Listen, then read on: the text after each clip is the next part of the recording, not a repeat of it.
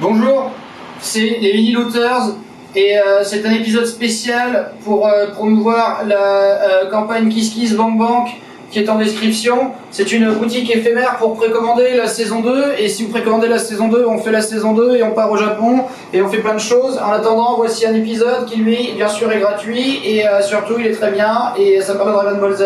Voilà.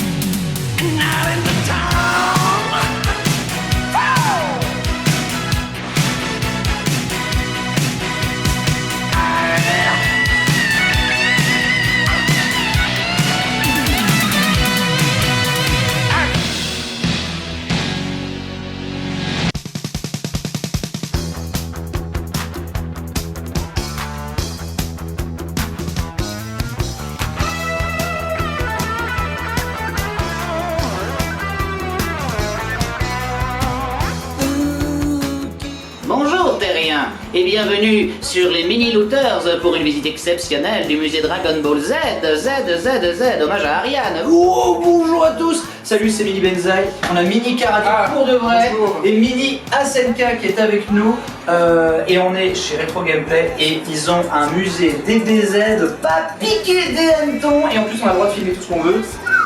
Franchement, j'ai même pas vu ça au Japon. Là, vous allez... J'espère qu'il y aura à râler.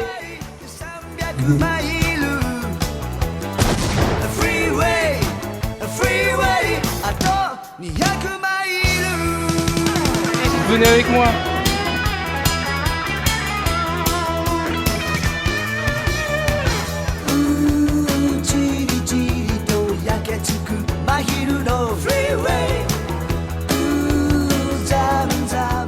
Ils ont des jeux de japonais.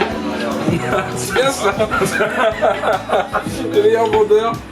Ah ouais, ils sont en mode comme au Japon, t'as plusieurs fois le même produit, mais dans des prix différents selon l'état. T'as vu? C'est dingue.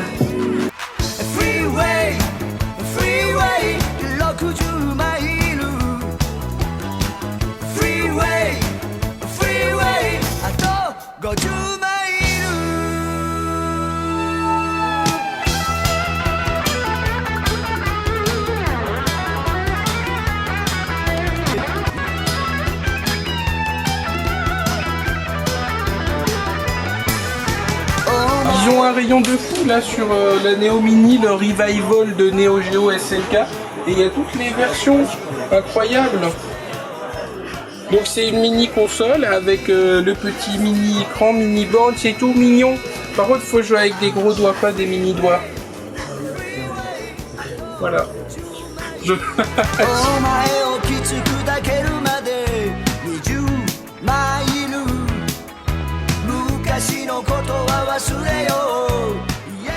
Ouais, je l'avais pas vu lui. Tu l'avais vu? Je peux rien dire.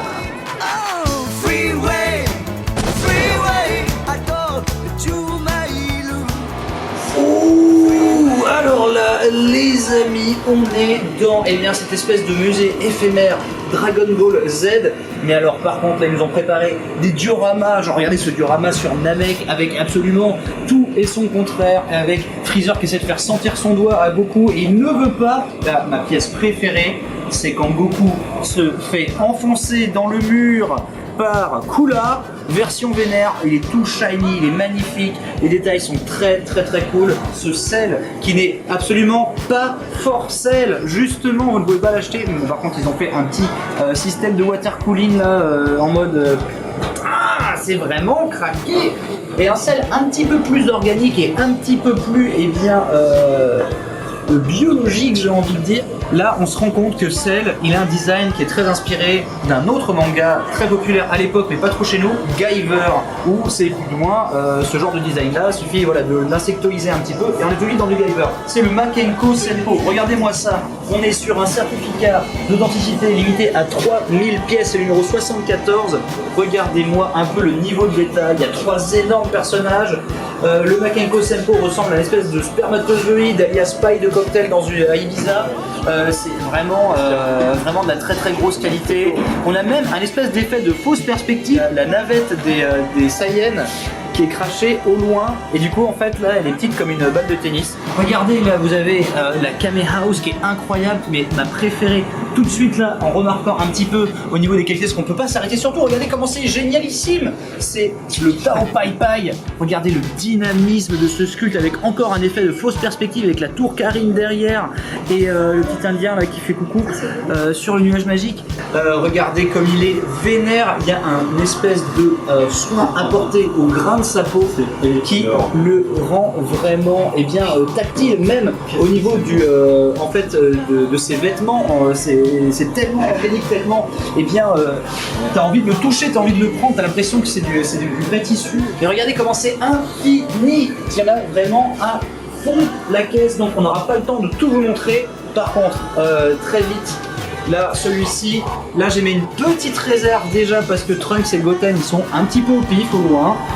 C'est pas les plus belles pièces qu'on a vues jusque là, et surtout parce que le blast de Vegeta de l'autre côté ressemble un peu à un Mr Freeze fondu. Si tu regardes à la sortie debout, on est quand même là sur quelque chose que tu as moins envie de mettre sur ta lampe de chevet, à côté de ta lampe de chevet, et qui serait près de ta bouche quand tu dors. Là on a du très très gros collector, là c'est même plus du sculpte ou quoi que ce soit, là on parle de vieux jouets façon Polly Pocket, Mighty Max etc, mais japonisant avec le fameux Budokai Tenkaichi portatif avec des petits dioramas comme ça qui pouvaient être chopé à l'époque, et vous voyez que là c'était la hype. Ça les amis, pour tous ceux qui ont acheté dans un marchand de journaux ou dans une supérette de quartier ces figurines un peu dégueulasses Dragon Ball Z qu'on achetait au détail pour 10 balles, la reine t'en rêvais mon gars, t'en rêvais, parce qu'il n'y avait pas de vraies belles figurines Figart comme aujourd'hui.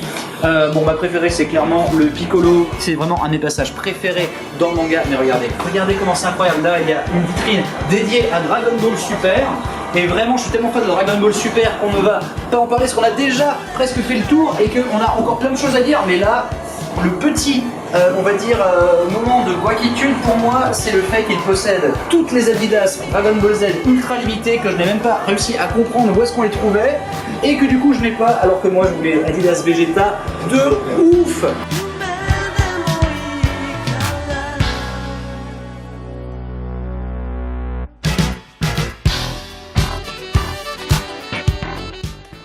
Bon, SNK, il n'y a pas que des statuettes, il n'y a pas que des trucs sculptés, des dioramas, il y a aussi plein de gaming, de game, et pas que du gaming sur console ou des trucs. Oui.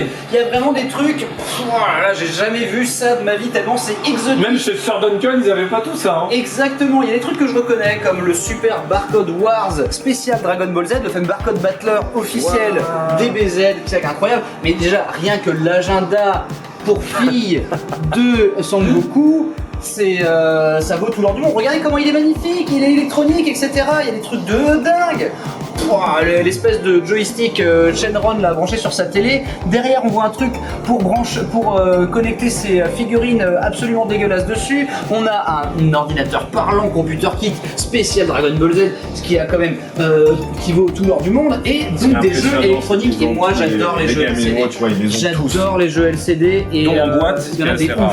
Mais regarde, il y en a des tas et des tas, et sur toutes les périodes de Dragon Ball Z. C'est ça qui est incroyable, c'est de voir que ça sortait à l'époque où ça passait à la télé. Donc t'en as vraiment qui sont plus mi-90 et t'en as d'autres qui sont plus fin 80, tu vois. Et c'est dingue. Ce qui est hyper intéressant en plus, c'est que tu regardes les artworks sur les différentes boîtes. Quand t'as les boîtes, t'as des artworks que t'as quasiment jamais vus.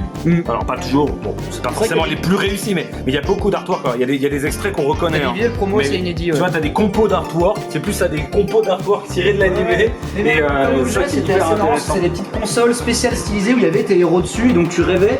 Voilà, le Video Communication System. Alors ça mon gars, ça c'est mieux que n'importe quelle de tes consoles de tes smartphones ou de tes smartphones, mais même que de tes lasers actifs, parce que c'est une console. Ça c'est une console. C'est une console. Parce qu'en fait, tu joues avec une cassette vidéo. Ah oui, la cassette là, qui est Tu là. joues avec une cassette vidéo, voilà, et les personnages de ta série préférée t'appellent, et du coup tu réponds au téléphone pendant que tu regardes le manga. Mais t'es sérieux? Et c'est un truc de ouf, et ça existait aussi en bande d'arcade, notamment il existe une bande Mario où Mario te parle au téléphone, et du coup les mecs ils ont la version DBZ, mais en fait ils ont la boîte. mais oui, Regarde, il y a ils la ont la boîte, et il y a d'autres cassettes, et il y a d'autres jeux, etc. Enfin c'est ça, t'as pas envie de l'avoir chez toi et de dire à ta femme genre écoute ce soir, j'ai Goku au téléphone, me dérange pas, je suis dans ma chambre. Laisse tomber, ça c'est vraiment plus collector que collector. Hein. Genre je sais même pas comment tu peux battre ça si quelqu'un a ça dans sa collecte. J'avoue là, y a rien à dire, c'est les jeux comme ça, c'est assez dingue. Mais en jeu électronique, ça s'arrête pas là, ils ont aussi des trucs de malade. Tu recommences, là c'est le Dragon Ball Z arcade, le premier en versus à la Butoden on va dire. Ouais. Ça, je veux pas exactement pareil, mais en tout cas le premier vraiment en versus à la Street de Bande Presto 1993. Il y a le PCB, tu vois là c'est le petit la notice arcade entre guillemets du jeu. Moi qui l'ai eu adolescent, je suis assez guaqué de voir 9, vraiment 9 sous blister.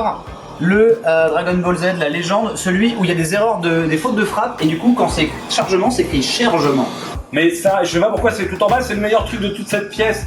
C'est Ouais. les jeux vidéo rétro japonais de Dragon Ball Z. Il y a absolument tout. En plus, c'est des versions neuves. Alors, il y a le Shin Butoden, le Legend, mais ça, c'est pas des jeux très chers. Bien Par sûr. contre, tu vois, alors c'est Le pas le plus Super cher non CD-ROM. plus, mais la version Dragon Ball Z sur PC, PC Engine, Super CD-ROM. Super CD-ROM, qui est pas très cher, qui est impressionnant. Les versions Playdia, Ouais. Et les ça, c'est versions cool. Playdia. Qui donc eh bien, est adapté de l'OAV un peu mystifiant du docteur Eggy. Mais là il y a plein de choses, regarde, t'as les jeux Famicom, Super Famicom, les jeux Jumpstar. C'est quoi cette jaquette Playdia? Bah du coup je ne sais pas, elle est un C'est petit quoi peu ce truc spéciale. Tu le vois ou pas? bah, À ouais, côté, ouais. on est les zéros du loot. Hein. Il y a À côté, l'ultime entre menace. les deux, ouais. Tu vois, À entre côté l'appel de du l'ultime destin menace. pâle et l'appel du destin Jap, il y en a un au milieu. Mais what? Qu'est-ce quoi? que c'est? On va finir là-dessus. Sur la Super version cassette Super Cassette Vision, regarde ça avec cette boîte. Est-ce que. Incroyable. Regarde, comme elle est magnifique de Dragon Ball. C'est tellement mignon là par contre. Ouais. Ça, c'est pas mieux que toutes tes statuettes? C'est pas En mieux vrai- que tes combinés téléphoniques? Je préférerais avoir le buste de Vegeta grandeur nature que la Super Cassette Vision, mais c'est juste à ça de différence. Ah, merci. Voilà, j'hésite quand même, j'aurais hésité.